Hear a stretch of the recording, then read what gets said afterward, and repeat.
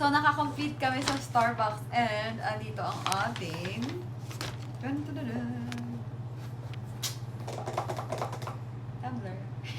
Let's open it. I-unbox ko siya sa pagmumukhaan nyo.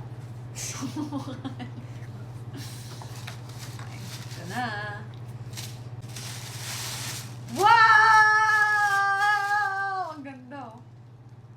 Hey. Excuse me? Ha? Yun lang. Bye. Bye na? Oo. What the heck? Ganto. Pagod ako. Yun lang. Wait lang, kukunin ko lang yung tumbler kong Starbucks. Wait lang. Ah!